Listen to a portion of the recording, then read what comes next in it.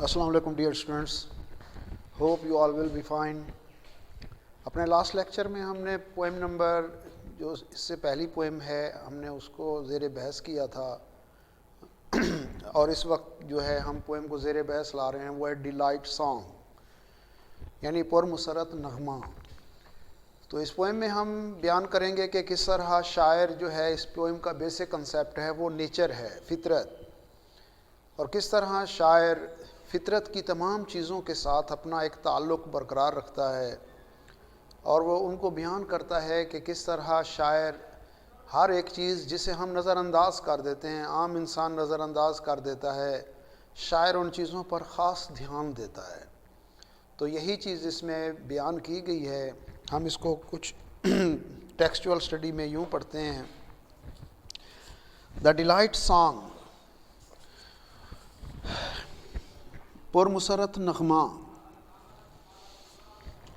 I am a feather on the bright sky۔ feather پر کو کہتے ہیں، bright sky چمکدار آسمان۔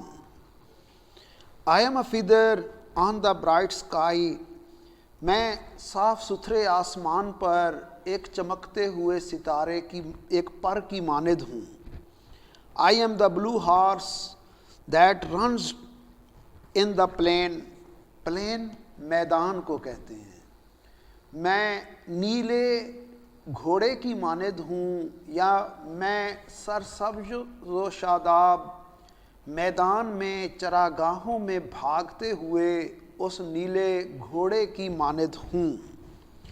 پلین میدان، پلین کا سینونیم گراس لینڈ، برائٹ کا سینونیم چمکدار، سینونیم ویوڈ۔ ہاں جی، میں صاف ستھرے نیلے آسمان پر ایک پر کی مانند ہوں، میں سرسبز و شاداب میدان میں بھاگتے ہوئے اس آزاد گھوڑے، نیلے گھوڑے کی مانند ہوں۔ ان لائنز کی جو پیرافریزنگ ہے وہ کچھ یوں ہے کہ اس میں شاعر اپنے آپ کو آسمان پر اڑنے والے ہلکے پھلکے اس پر کی مانند سمجھتا ہے، جو نیلے شفاف آسمان پر ایک عجب سی کیفیت پیدا کرتا ہے کہ وہ پر کس طرح ہلکا پھلکا ہوتا ہے اور نیلے آسمان میں ہوتا ہے۔ اس کے ساتھ ساتھ وہ نیلے گھوڑے کا تذکرہ کرتا ہے، نیلا گھوڑا جو طاقت اور قوت کا مظہر ہے اور آزادی کا علمبردار ہے۔ تو شاعر اس میں یہ کہتا ہے کہ میں اس نیلے گھوڑے کی مانند ہوں جو جہاں چاہے بھاگ کر جا سکتا ہے، یعنی شاعر اپنے آپ کو طاقت سے مزین کرتا ہے اور طاقت سے آراستہ پیراستہ کرتا ہے۔ تو اس لائن میں ہمیں شاعر ایک تو فطرت کے قریب ترین نظر آتا ہے، دوسرا وہ اپنا تعلق ان چیزوں سے بھی بیان کرتا ہے۔ ہاں جی، I am the fish that rolls shining in the water۔ I am the shadow that follows a child۔ I am the fish that rolls shining in the water۔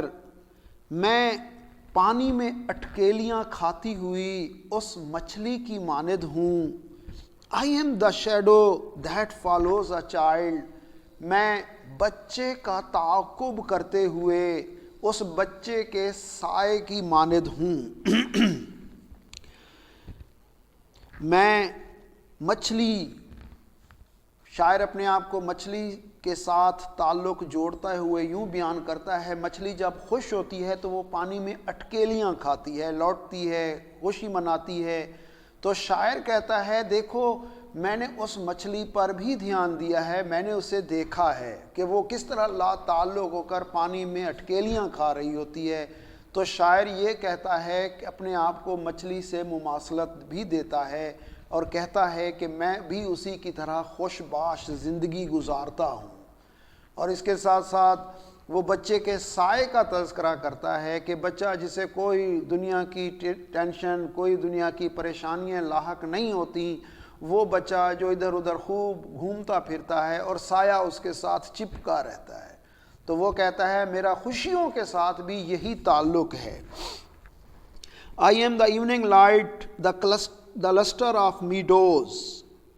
Evening light, شام کی روشنی، لسٹر آف میڈوز، لسٹر آب و تاب کو کہتے ہیں، lustre چمک کو کہتے ہیں، سنونیم جس کا گلاس، GLOSS۔ میڈوز چراگاہ کو کہتے ہیں، سبزہ زار کو کہتے ہیں، synonym grassland. I am the evening light the lustre of meadows, میں شام کی وہ شفق، وہ چمک ہوں، اور سبزہ زار کی وہ آبتاب ہوں۔ I am the eagle playing with the wind, میں ہوا کے ساتھ اٹکیلیاں کھاتے ہوئے اس شہباز کی مانند ہوں۔ وینڈ ہوا کو کہتے ہیں۔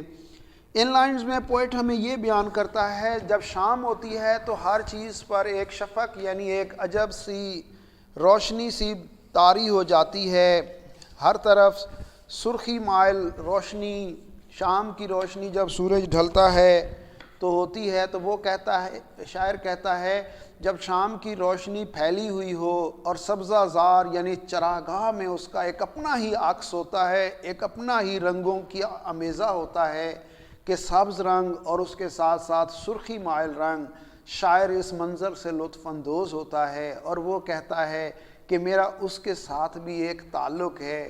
پھر شاعر اپنے آپ کو ہوا میں اٹکیلیاں کھاتے ہوئے، ہوا کے مخالف اڑتے ہوئے شہباز سے بھی تعلق جوڑتا ہے کہ وہ طاقت کا سرچشمہ جو ہوا کے اگینسٹ بھی چلتا ہے، ہوا میں گھومتا ہے، تو شاعر اپنا تعلق اس کے ساتھ بھی جوڑتا ہے۔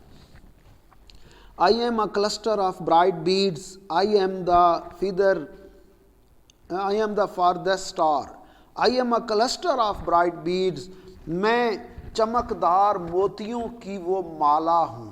کلسٹر ہوتا ہے گچھا، ان پلینٹی جس کو کہتے ہیں، کلسٹر گچھے کو کہتے ہیں، سیٹ سینونیم جس کا بنچ، BUNCH، میں چمکدار موتیوں کی ایک مالا ہوں۔ آئی ایم دا فاردیسٹ اسٹار، میں آسمان پر وہ دور دراز ستارہ ہوں۔ یعنی شاعر اس میں دیکھیں موتیوں کے اوپر بھی دھیان دیتا ہے کہ وہ کس طرح موتی آپس میں پروئے ہوئے ہوتے ہیں، تسبیح کی صورت میں ہوتے ہیں، کتنے خوبصورت لگتے ہیں۔ پھر شاعر ہمیں ستاروں پر بھی دھیان دیتا ہوا نظر آتا ہے کہ کس طرح وہ ان ستاروں پر بھی دھیان دیتا ہے جو دور دراز کا ستارہ ہے، جو سب سے اعلیٰ پن کو ظاہر کرتا ہے۔ I am the cold of the dawn, میں صبح کی یا سحر کی ٹھنڈک ہوں۔ I am the roaring of the رین، میں بارش کی گھن گرج ہوں۔ رورنگ گھن گرج، سینونیم یل، میں صبح کی وہ ٹھنڈک ہوں، میں برسات کی وہ گرج ہوں۔ بہت خوبصورت لائنز ہیں جس میں ہمیں پوئٹ جو ہے وہ صبح کے منظر سے لطف اندوز ہوتا ہوا نظر آتا ہے کہ یہ منظر، وہ موسم بہت خوب ہوتا ہے، صبح سحر کا وقت، صبح کی باد نسیم، اور اس کے ساتھ ساتھ شاعر ہمیں یہ بھی بتاتا ہے کہ کس طرح وہ بارش کی گھن گرج، برسات کی گھن گرج ہے۔ دنیا میں جو بہت خوب آوازیں ہیں جن میں بارش کی آواز کا اپنا ایک اثر ہے، وہ بھی دنیا کی خوبصورت آوازوں میں سے ایک سمجھی جاتی ہے، تو شاعر اس پر بھی دھیان دیتا ہے کہ وہ بارش کے منظر میں سے بھی محظوظ ہوتا ہے، اس کے اوپر بھی دھیان دیتا ہے۔ I am the glitter on the crust of the snow, I am the long track of the moon in a lake, I am the cluster of on glitter چمک کو کہتے ہیں، کرسٹ سطح کو کہتے ہیں، پرت کو کہتے ہیں۔ میں برف کی سطح پر وہ چمکدار پرت ہوں۔ I am the long track of the moon in a lake، میں جھیل میں چاند کے عکس کا وہ طویل راستہ ہوں۔ خوبصورت لائنز ہیں جس میں شاعر نیچر کی انتہائی بلندی کو ظاہر کرتا ہے کہ دیکھیں جب سورج کی روشنی برف کی سطح پر پڑتی ہے تو ایک عجب سی کیفیت پیدا کرتی ہے، وہ روشنی خوب نظر آتی ہے، اس کی ایک اپنی چمک نظر آتی ہے۔ اور اس کے علاوہ شاعر یہ بھی کہتا ہے کہ وہ اس برف کے اوپر سنو کی سطح پر جو روشنی پڑ رہی ہے وہ اس سے بھی لطف اندوز ہوتا ہے، اور جو دوسری بات جس اکثر شعراء کو ہم نے دیکھا ہے کہ وہ رات کے منظر کو اپنی پوئٹری میں بیان کرتے ہیں، تو اس میں شاعر یہی بیان کرتا ہے کہ جھیل میں چاند کے اس طویل عکس کی مانند ہے، یعنی وہ رات کو اس منظر سے بھی لطف اندوز ہوتا ہے۔ I am the flame of four colour, میں چار رنگی شعلے کی مانند ہوں۔ I am the whole dream of this thing, اور میں ان تمام چیزوں کا خواب ہوں۔ یعنی پوئٹ ہمیں سب یہ بتاتا ہے کہ وہ ان تمام چیزوں کا خواب رکھتا ہے، وہ ان تمام چیزوں پر دھیان دیتا ہے۔ اسی وجہ سے شاعر ہمیں فطرت میں زیادہ انٹرسٹڈ نظر آتا ہے، اور اپنی لائنز میں یہ لکھتا ہے میں شاعر اپنے آپ کو اس لحاظ سے زندہ سمجھتا ہے اور کہتا ہے I am a good relation, you see, دیکھو، آئی ایم الائیو، دیکھو میں زندہ ہوں۔ I stand in good relation to the earth, میرے زمین کے ساتھ اچھے تعلقات ہیں۔ یعنی شاعر یہ کہنا چاہتا ہے کہ زمین پر جو قدرت کی چیزیں ہیں، شاہکار ہیں، ان کا تعلق اس نے اپنے ساتھ بالکل جوڑا ہوا ہے۔ I stand in good relation to the lords, میرے نوابوں کے ساتھ اچھے تعلقات ہیں۔ I stand in good relation to all that is beautiful, میرے ہر خوبصورت چیز کے ساتھ اچھے تعلقات ہیں۔ یعنی شاعر اس زمین پر موجود ہر شے کے ساتھ اپنا ایک تعلق رکھتا ہے۔ I stand in good relation to all that is fruitful, ہر ثمردار پھلدار چیز کے ساتھ میرے اچھے تعلقات ہیں۔